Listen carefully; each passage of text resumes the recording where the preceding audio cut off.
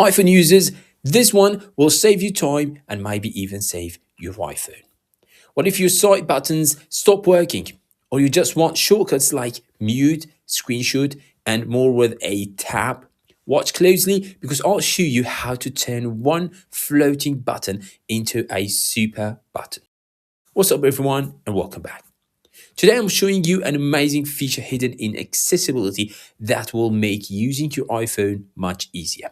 We are customizing Assistive Touch so one tap can mute your phone, double tap takes a screenshot, long press anything you want, magic.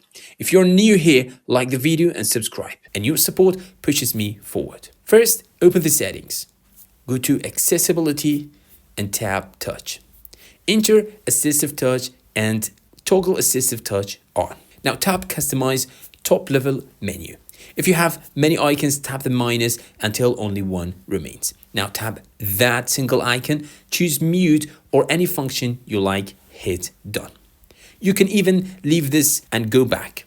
Now under custom actions, single tap, choose mute. For the double tap, choose maybe screenshot. And if you want, long press any action you want.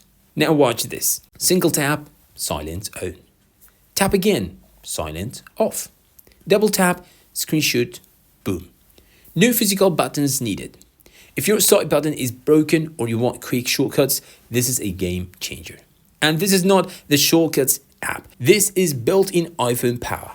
Apple thinks about everything. Even if your button dies, your iPhone still lives. Now you try it. Comment below what you set your Assistive Touch shortcuts to.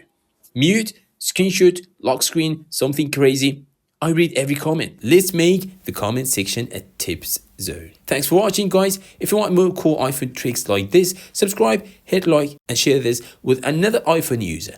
Help them make life easier too. See you in the next tech video. Peace.